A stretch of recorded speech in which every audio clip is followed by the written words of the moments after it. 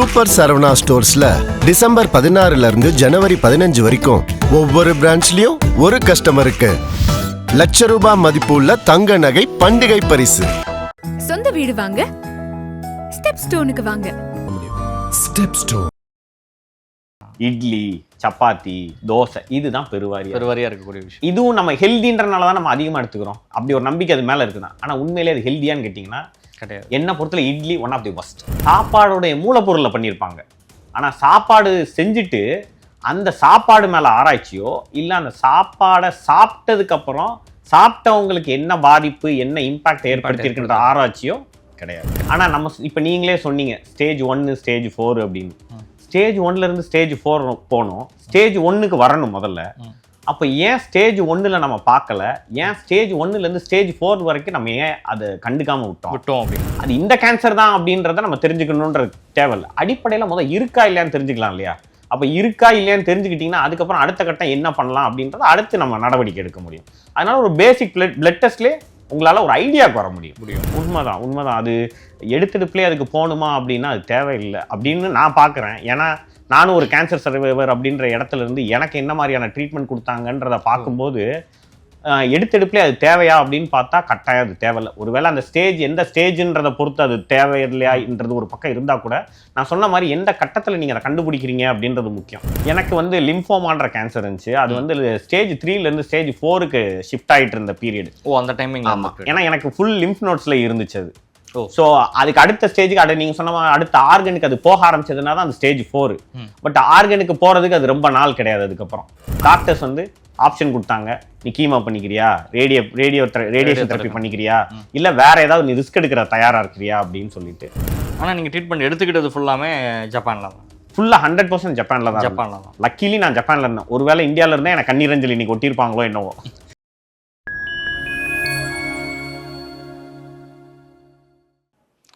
Fine life ஸ்டைலோட ஒரு special இன்டர்வியூவில் சிறப்பு அழைப்பாளராக ஜப்பானினுடைய ஒரு சாதனை தமிழனை தான் இப்போ நம்ம இன்டர்வியூ பண்ண போகிறோம். அவருடைய பேர் வந்து முத்துக்குமார். நிறைய விஷயங்களை பற்றி இப்போ நம்ம அலச போகிறோம்னே சொல்லலாம். நமக்கு முக்கியமாக தேவையாக இருக்கக்கூடிய இந்த மக்களுக்கும் இந்த மண் சார்ந்து இருக்கக்கூடியவங்களுக்கும் நிறைய விஷயங்கள் நம்ம தெரிஞ்சுக்க வேண்டியிருக்கு. ஒரு புதுமையான விஷயங்களையும் அவர் சொல்ல நம்மகிட்டே காத்திருக்கிறார். வாருங்கள் நிகழ்ச்சிக்குள்ள சொல்லலாம். வணக்கம் சார். வணக்கம் சார். சார், இந்தியாவை பொறுத்தளவில் வந்து அதிகமாக வந்துட்டு நோய் அப்படின்னு சொல்லி சொன்னாலே நம்ம வந்துட்டு டிபி வந்து சொல்லுவாங்க. இந்தியாவில் ஒருத்தருக்கு அதிகபட்சமாக ஒரு நோய் வந்துருச்சுன்னு வச்சுக்கோங்களேன், இவனுக்கு வந்து டிபி இருக்குடா அப்படிங்கிற சொல்லுவாங்க. காசநோய் வந்து ஒரு பெரிய பாதிப்பை இந்தியாவில் ஏற்படுத்தினது ஒரு விஷயம்.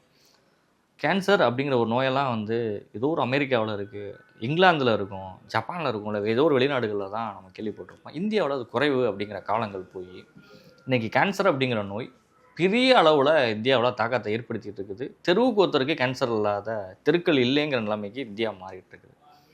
என்ன பிரச்சனைனால இந்த கேன்சர் வந்து உருவாகுதுன்னு நினைக்கிறீங்க? இதுக்கு ஒரு அடிப்படை பிரச்சனை வந்து என்னென்னா நம்மளோட வாழ்க்கை முறை தான். அந்த வாழ்க்கை முறையில் இன்னும் முக்கியமாக சொல்லணும் அப்படின்னா நம்ம டயட்டு. நம்ம என்ன பண்ணுறோம் இப்போ நான் இப்போ உங்ககிட்ட ஒரு சத்தான ஒரு 10 சாப்பாடு நீங்கள் தினசரி சாப்பிட்றது அப்படின்னு கேட்டிங்கன்னா, இல்லை ஒரு 5 சொல்லணும் அப்படின்னா நீங்கள் எதெல்லாம் சொல்லுவீங்க?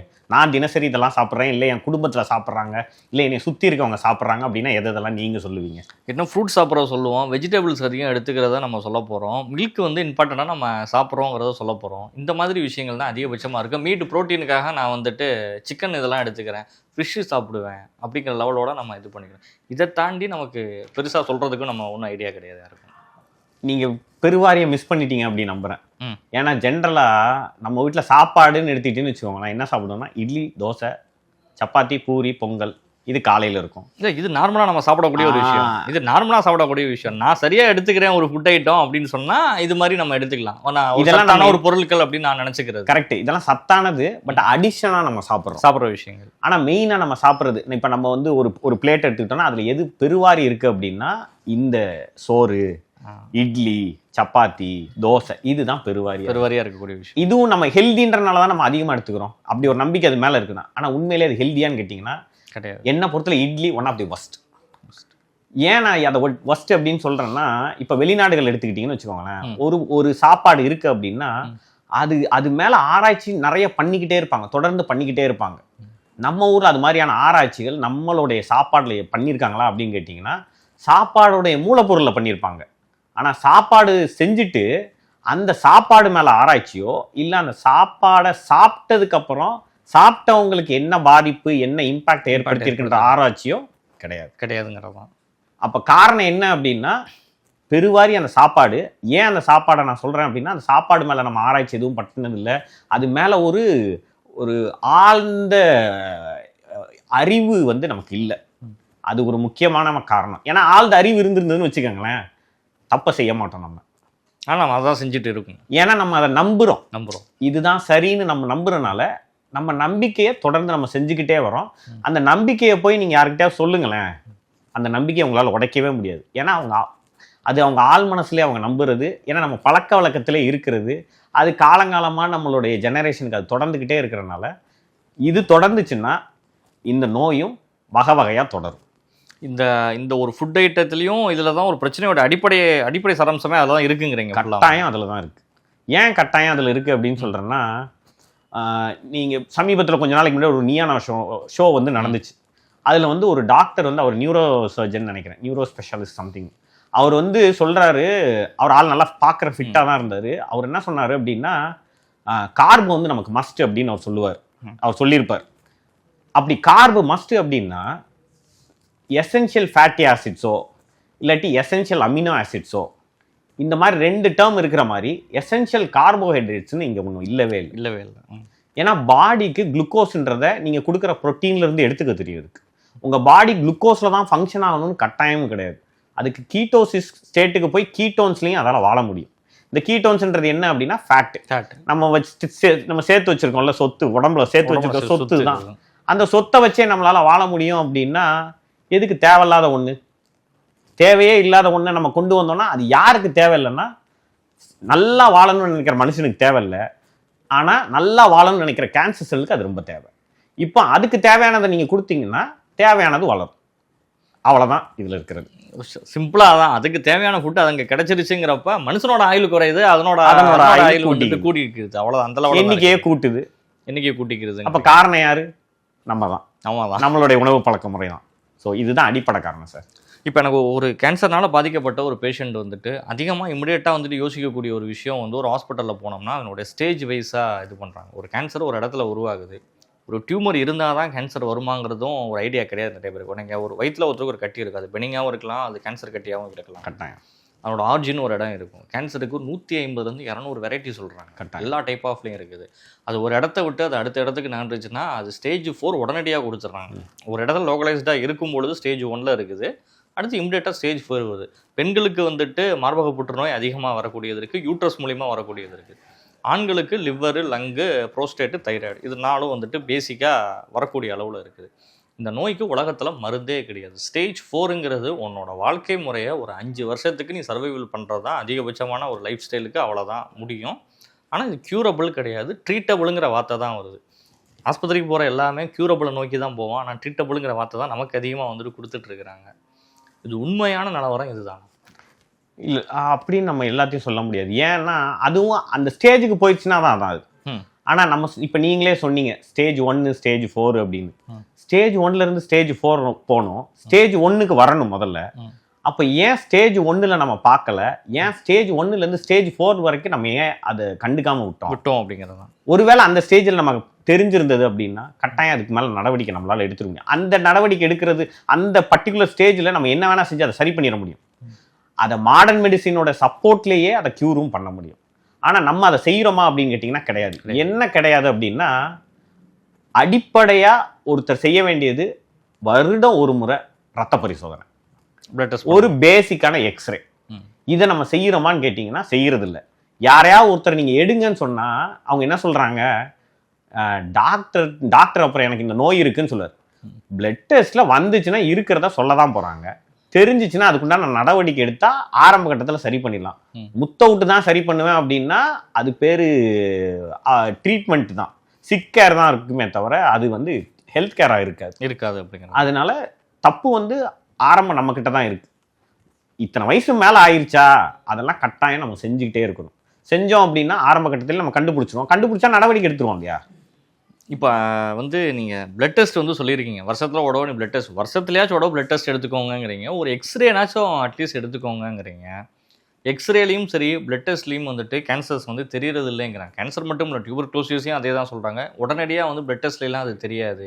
எக்ஸ்ரேவையும் தாண்டி இப்போ யூஎஸ்ஜி போன்றதோ சிடி ஸ்கேனையும் தாண்டி வந்துட்டு போனால் மட்டும்தான் கண்டுபிடிக்க முடியுங்கிறாங்க. எப்படி சொல்கிறீங்க? இல்லை, இது தவறு.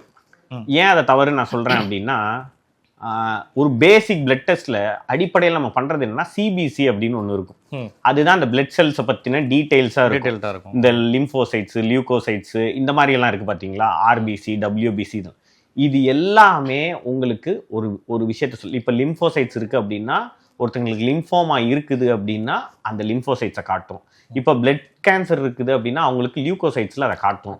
ஸோ இப்படி ஒன்னா அதை காட்டும். நாம அதை கரெக்டா இன்ஃபர் பண்ணாம இருக்கிறதனுடைய விளைவு தான் அதுல தெரியலன்னு நம்ம சொல்றோம். அதனால பேசிக் பிளட் டெஸ்ட்ல அதை கட்டாயம் கண்டுபிடிக்க முடியும். இல்ல இன்னைக்கு காலகட்டத்தில் CEA அப்படின்னு ஒரு டெஸ்ட் இருக்கு. அந்த டெஸ்ட் எடுத்தீங்கன்னா கேன்சர் ஆன்டிஜன் எவ்வளவு தரத்துக்கு இருக்கு அப்படின்றத நம்ம தெரிஞ்சுக்க முடியும். அது இந்த கேன்சர் தான் அப்படின்றத நம்ம தெரிஞ்சுக்கணுன்ற தேவையில்லை. அடிப்படையில முதல் இருக்கா இல்லையான்னு தெரிஞ்சுக்கலாம் இல்லையா? அப்போ இருக்கா இல்லையான்னு தெரிஞ்சுக்கிட்டீங்கன்னா அதுக்கப்புறம் அடுத்த கட்டம் என்ன பண்ணலாம் அப்படின்றத அடுத்து நம்ம நடவடிக்கை எடுக்க முடியும். அதனால ஒரு பேசிக் பிளட் டெஸ்ட்லேயே உங்களால் ஒரு ஐடியாவுக்கு வர முடியும். ஆனால் இன்னைக்கு இந்தியாவில் வந்துட்டு மருத்துவத்துறையில் குறிப்பிட்டு நம்ம சொல்லணும் அப்படின்னா வந்துட்டு பெட் ஸ்கேனை வந்துட்டு எல்லாருமே வந்துட்டு ரெஃபர் பண்ணுறாங்க. பெட் சிடி எடுத்துருங்க. ஒரு பெட் சிடி எடுத்துட்டோம்னா பெட் சிட்டிக்கு வந்து குளுக்கோஸ் வந்து தான் கொடுக்குறாங்க. ஆக்சுவலி சுகரை பேஸ் பண்ணி தான் கொடுக்குறாங்க. சுகர் அதை ஏற்றும் பொழுது ஆட்டோமேட்டிக்காக கேன்சர் செல்லில் ஏதோ ஒரு அப்நார்மலாக இருக்கக்கூடிய செல்ஸ் வந்து அதை சாப்பிட்டுட்டு வெளியில் பிரைட்னஸாக வந்து தெரியும். அது அப்படியே நமக்கு ஸ்கேன் பண்ணி கொடுத்துருது. பெட் ஸ்கேனை வச்சு மட்டும்தான் இன்றைக்கி கேன்சர் ட்ரீட்மெண்ட் இந்தியாவில் நடக்குதே தவிர்த்து பிளட் டெஸ்ட்டோ பிளட் மார்க்கெட் டெஸ்ட் அப்படின்னு சொல்லப்படுற விஷயங்களுக்கு CA 19.9, CEA, AFPO, LFTO இன்றைக்கி இந்தியாவில் வந்துட்டு எந்த ஹாஸ்பிட்டல்ஸ்லையும் அது பெருசாக யாருமே எடுத்துக்கிறது கிடையாது. கேன்சர் ஐடென்டிஃபிகேஷனுக்கு இந்த பிளட் மார்க்கெட் டெஸ்ட்டுங்கிறது வெறும் 5% தான் சொல்கிறாங்க. Bed CD 70%, biopsy 100%. எப்படி பார்க்குறீங்க இப்போ? இல்லை, இது வந்து எப்படின்னா முத்தின ஸ்டேஜ்னு வர்றப்போ இப்போ பாடியில் எங்கெங்கெல்லாம் இருக்குது அப்படின்னு, ஏன்னா ஸ்டேஜ் மாறிடுச்சு. இப்போ அந்த பிளட் மார்க்கர்ன்றது இருக்கா இல்லையா அப்படின்றது, இந்த பெட்டுன்றது எங்கெங்கெல்லாம் இருக்கு, ரெண்டுத்தோட பர்பஸ் வந்து வேற இருக்கு. அப்போ நம்ம ஆரம்பத்திலே கண்டுபிடிச்சோம் அப்படின்னா கட்டாயம் இதுக்கு போய் தான் ஆகணும். ஏன்னா உடம்புல எங்கெங்கெல்லாம் இருக்குன்றத நம்ம தெரியாம, அது எந்த உறுப்புல இருக்குன்னு நம்ம தெரியாம அதுக்குண்டான நடவடிக்கைகள் நம்ம இறங்க முடியாது இல்லையா? அதனால உறுதிப்படுத்துறதுன்றது எந்தெந்த இடத்துல என்ன சைஸ்ல இருக்கு, எவ்வளவா இருக்கு அப்படின்றதெல்லாம் தெரிஞ்சுக்கணும் அப்படின்னா கட்டாயம் நம்ம பெட்டு தான் போய் ஆகணும். அதனால அது 70% அது யதார்த்தமான விஷயமா தான் நான் பார்க்குறேன். டியூமர் இருந்தாலே அதில் மேக்ஸிமம் கேன்சர் செல்ஸ் வரதுக்கு வாய்ப்பு இருக்குதுங்கிறீங்களா? அப்படின்னு நம்ம சொல்ல முடியாது. ஏன்னா சில இது வந்து இந்த பினைனா இருக்கலாம், மலிக்னண்டா இருக்கலாம்.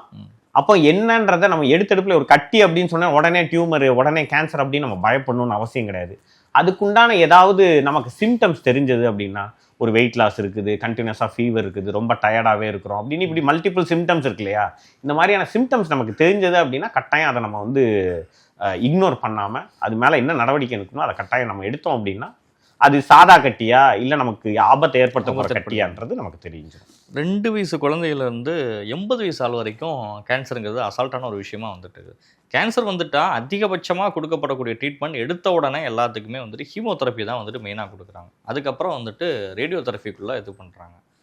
நம்ம டார்கெட்டட் தெரப்பின்னு சொல்லி டேப்லெட்ஸ் வந்துட்டு குறிப்பிட்ட ஒரு சில கேன்சர்ஸ்க்கு மட்டும்தான் கொடுக்கப்படுறது, எல்லாத்துக்குமே கொடுக்கப்படுறதில்ல. இதுவே ஒரு அதிகமான சைடு எஃபெக்ட். அதாவது ஒருத்தர் வந்து 1 வருஷம் கூட வாழ்ந்துருப்பாங்க, ஹீமோதெரப்பி கொடுத்தான் 3 மாதத்துலேயே போயிட்டான் அப்படின்னு சொல்கிறதெல்லாம் நார்மலாகவே இருக்குது. ஹீமோவை கண்டு பயப்படுறவங்க தான் அதிகமாக இருக்காங்க. முடி கொட்டும், அவனோட ஸ்ட்ரக்சர் போயிடும், பாடி வந்துட்டு வீக் ஆயிரும். டோட்டலாகவே நார்மலாக இருக்கக்கூடிய நிலமையிலேருந்து மொத்தமாக கேன்சர் செல் நம்மளை சாப்பிடுதோ இல்லையோ இந்த ஹீமோவே பாதி நம்மளை வந்து அழிச்சிரும் அப்படின்னு சொல்ல போகிறத எப்படி பார்க்குறீங்க? உண்மைதான். அது எடுத்துடுப்புலேயே அதுக்கு போகணுமா அப்படின்னா அது தேவையில்லை அப்படின்னு நான் பார்க்குறேன். ஏன்னா நானும் ஒரு கேன்சர் சர்வைவர் அப்படின்ற இடத்துல இருந்து எனக்கு என்ன மாதிரியான ட்ரீட்மெண்ட் கொடுத்தாங்கன்றத பார்க்கும்போது எடுத்தெடுப்புலேயே அது தேவையா அப்படின்னு பார்த்தா கட்டாயம் அது தேவையில்லை. ஒருவேளை அந்த ஸ்டேஜ் எந்த ஸ்டேஜ்ன்றதை பொறுத்து அது தேவையில்லையான்றது ஒரு பக்கம் இருந்தால் கூட, நான் சொன்ன மாதிரி எந்த கட்டத்தில் நீங்கள் அதை கண்டுபிடிக்கிறீங்க அப்படின்றது முக்கியம்.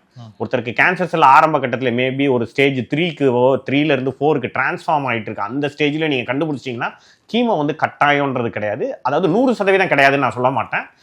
கீமோ இல்லாமலே உங்களால் அதுக்குண்டான நடவடிக்கையை உங்களால் எடுக்க முடியும். ஏன்னா ஸ்டேஜ் 3 வரைக்கும் உங்களுக்கு பெரிய அளவுக்கு சிம்டம்ஸ் வந்து பெருசாக தெரிய போகிறதில்ல. அப்போ தெரியாத ஸ்டேஜ்னா உங்களால் என்ன நடவடிக்கை வேணால் நீங்கள் செஞ்சுக்க முடியும் அப்படின்னு.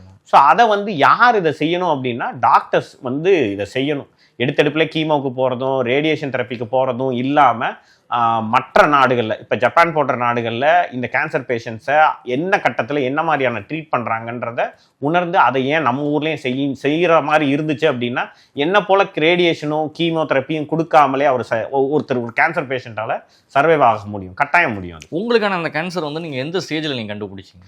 எனக்கு வந்து லிம்ஃபோமான்ற கேன்சர் இருந்துச்சு. அது வந்து ஸ்டேஜ் 3லேருந்து ஸ்டேஜ் 4க்கு ஷிஃப்ட் ஆகிட்டு இருந்த பீரியட். அந்த டைமிங். ஆமாம், ஏன்னா எனக்கு ஃபுல் லிம்ஃப் நோட்ஸில் இருந்துச்சு அது. ஓ, ஸோ அதுக்கு அடுத்த ஸ்டேஜுக்கு நீங்கள் சொன்ன அடுத்த ஆர்கனுக்கு அது போக ஆரம்பிச்சதுனா தான் அந்த ஸ்டேஜ் 4. பட் ஆர்கனுக்கு போகிறதுக்கு அது ரொம்ப நாள் கிடையாது. அதுக்கப்புறம் அந்த இடத்துல ஒரு எக்ஸ்ரேல அதை கண்டுபிடிச்சனால அப்புறம் பெட்டில் வந்து நான் எங்கெங்கெல்லாம் இருக்குது அப்படின்றத கண்டுபிடிச்சாச்சு. அப்புறம் டாக்டர்ஸ் வந்து ஆப்ஷன் கொடுத்தாங்க, நீ கீமோ பண்ணிக்கிறியா, ரேடியேஷன் தெரப்பி பண்ணிக்கிறியா, இல்லை வேற ஏதாவது நீ ரிஸ்க் எடுக்கிற தயாரா இருக்கிறியா அப்படின்னு சொல்லிட்டு அந்த வாய்ப்பை நான் பயன்படுத்திட்டேன். எப்படி இருந்தாலும் சாக போகிறோம், இப்படி வேதனைப்பட்டு சாகுறதுக்கு பதில் ஏதோ ஒரு முயற்சி பண்ணிட்டு நம்ம இந்த சயின்ஸுக்கு ஏதாவது நம்மளால முடிஞ்ச கான்ட்ரிபியூஷனை கொடுத்துட்டு நம்ம செத்து போவோம் அப்படின்னு முடிவு பண்ணேன். அப்போதான் அவங்க கொடுத்த அடுத்த சாய்ஸஸ்லாம் நான் பயன்படுத்த ஆரம்பித்தேன் சார். என்னென்ன சாய்ஸஸ் எல்லாம் எடுத்துக்கிட்டீங்க நீங்கள்? முதல்ல டாக்டர்ஸ் வந்து என்ன பண்ணாங்கன்னா, நான் என்ன லைஃப் ஸ்டைல் ஃபாலோ பண்ணுறேன் அப்படின்றத ஒரு பெரிய ஆடிட் பண்ணாங்க. அதாவது நான் எப்போ குளிப்பேன், தண்ணியில் குளிக்கிற அந்த டெம்பரேச்சர் எவ்வளோ இருக்கும், தூங்குறது எவ்வளோ நேரம் தூங்குவேன், எத்தனை மணிக்கு நான் தூங்க போவேன், காலையில் எத்தனை மணிக்கு எந்திரிப்பேன், என்னோட தூக்கத்தோடைய அளவு எப்படி நைட்டெல்லாம் இருக்கும், நான் சாப்பாடு என்னென்னலாம் சாப்பிடுவேன், எத்தனை வேலை சாப்பிடுவேன். அந்த எத்தனை வேலை சாப்பிடுவேன்றது இப்போ நம்ம ஊரில் கேட்டிங்கன்னா நான் 3 வேலை தான் சாப்பிடுவேன், 2 வேலை தான் சாப்பிடுவேன் அப்படின்வாங்க. ஆனால் இன்னொரு பக்கம் டீ குடிப்பாங்க, ஸ்நாக்ஸ் சாப்பிடுவாங்க, ஃப்ரூட் சாப்பிடுவாங்க, சாலட் சாப்பிடணும். இது எல்லாமே சாப்பாடு கணக்கு தான். தண்ணி தவிர வாய்க்குள்ளே எத்தனை தடவை போதோ அத்தனை முறை நீங்கள் சாப்பிட்றீங்கன்னு அர்த்தம். அதான் ஆனால் நம்ம ஊரில் கண்டுக்கிறது. இந்த மாதிரி வந்து ரொம்ப டீட்டெயிலாக என்கிட்ட டாக்டர்ஸ் வந்து கம்ப்ளீட்டாக என்னை ஒரு ஆடிட் பண்ணாங்க. எவ்வளோ ஆக்டிவாக இருப்பேன், இந்த மாதிரியா நிறைய விஷயம் இதெல்லாத்தையும் பார்த்துட்டு இதெல்லாம் நான் சமைக்கிறது கொண்டு கேட்பாங்க. என்ன மாதிரி உங்கள் வீட்டில் என்ன யூஸ் பண்ணுவீங்க, அதை தாளிக்கிறதுக்கு எப்படி யூஸ் பண்ணுவீங்க, அந்த என்ன தோராயமாக என்ன ஹீட்டுக்கு வரும், அது ஹீட் ஆச்சுன்னா எப்படி இருக்கும் அப்படின்ற எல்லா டீட்டெயில்ஸையும் என்கிட்ட டீட்டெயிலாக கேட்டாங்க. அந்த டீட்டெயிலாக கேட்டதுனால அங்கே வந்து அதுக்குண்டான பொறுமை உண்டு. ஒருவேளை நம்ம ஊரில் அது இல்லாமல் இருக்கும்னு நினைக்கிறேன்.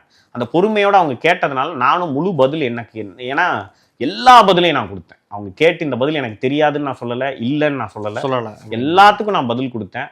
அந்த பதில்ல இருந்து அவங்க வந்து என்னோட வாழ்க்கை முறையை மாற்றி அமைச்சாங்க. ஆனால் நீங்கள் ட்ரீட்மெண்ட் எடுத்துக்கிட்டது ஃபுல்லாமே ஜப்பானில் தான்? ஃபுல்லாக 100% ஜப்பானில் தான். லக்கிலி நான் ஜப்பானில் இருந்தேன். ஒருவேளை இந்தியாவில் இருந்தேன் எனக்கு கண்ணீரஞ்சலி இன்னைக்கு ஒட்டியிருப்பாங்களோ என்னவோ. இப்போ வெளிநாடுகளில் ரஷ்யாவில் கண்டுபிடிக்கப்பட்டதுன்னு சொல்லிட்டாங்க. அந்த இம்யூன் சிஸ்டம் வந்து கண்டுபிடிக்கப்பட்டது, நாங்கள் வந்துட்டு மெடிசின் வந்துட்டு நாங்கள் பரவலாக எல்லாருக்குமே கொடுக்க போகிறோம்னு ரஷ்யா அனௌன்ஸ் பண்ணியிருக்குது. இங்கிலாந்துலேயும் அதுக்கான ஒரு ஆராய்ச்சிகள் வந்துட்டு முழுமையடைஞ்சிருக்குன்னு சொல்கிறாங்க. யூஎஸும் கொடுத்துட்ருக்கோங்கிறாங்க. சிங்கப்பூர்லேயோ மலேசியாவிலேயோ T3 வந்து நாங்கள் இது பண்ணிகிட்ருக்குறோம் அப்படின்னு அவங்க ஒரு டைப் ஆஃப் இதில் வந்து சொல்லிட்டு இருக்காங்க. எந்த அளவுக்குள்ள வெளிநாடுகளில் அந்த ட்ரீட்மெண்ட் இருக்குது, சர்வைவல் ரேட் எந்த அளவுக்கு இருக்குது, கேன்சர்னாலே வந்து 100% டெத் அப்படிங்கிறத தாண்டி சர்வைவல் அதிகம் ஆகக்கூடியவங்களுடைய ரேஷியோஸ் எப்படி இருக்குன்னு நினைக்கிறீங்க? என்ன விதமான ட்ரீட்மெண்ட்ஸ் போயிட்டு இருக்குன்னு நினைக்கிறீங்க? இப்போ ஜப்பானில் யூஎஸில் எடுத்துக்கிட்டிங்கன்னா அந்த ஸ்டேஜ் நான் சொன்ன மாதிரி அவங்க எந்த ஸ்டேஜில் கண்டுபிடிக்கிறாங்கன்றது இல்லையா, அந்த மாதிரி ஜப்பானில் வந்து மஸ்ட்டு ஆனுவல் ஹெல்த் செக்அப்ன்றது மஸ்ட்டு, பிளட் டெஸ்ட் கட்டாயம் எடுத்துருவாங்க. ஏன்னா இன்சூரன்ஸுக்கு அது மஸ்ட்டு கொடுத்தே ஆகணும். எல்லாரும் இன்சூர் பண்ணியிருக்கணும், அதனால எல்லாருக்கும் அது மஸ்ட். அப்போ அவங்க ஸ்டேஜ் கண்டுபிடிச்சிருவாங்க. ரொம்ப வெகு சிலருக்கு மட்டும்தான் அது ஜீன்லேயே வர்றதுனால அதை கண்டுபிடிக்காமல் இருக்கிறதும், அது கொஞ்சம் முத்துறது வேகமாக நடக்கிறதும் இருக்கும். ஆனால் பெரும்பாலான பேர் கண்டுபிடிச்சிருவாங்க. கண்டுபிடிச்சி அப்போவே அவங்க ட்ரீட் பண்ணி ஓரளவுக்கு க்யூர் பண்ணிடுறாங்க. ஜப்பானில் அதை க்யூர் பண்ணிடுறாங்க. அதுக்குண்டான ஆராய்ச்சிகள் ஜப்பானில் ஒரு ப்ரொஃபஸர் வந்து எப்படின்னா டைரெக்டாக அது கேன்சருக்கு அப்படின்னு இல்லாமல் ஒரு ப்ரொஃபஸர் வந்து ஓசுமி அப்படின்னு சொல்லிட்டு ஒரு ப்ரொஃபஸர், அவருடைய கிளினிக்கல் ட்ரையலில் நான் இருந்தேன்.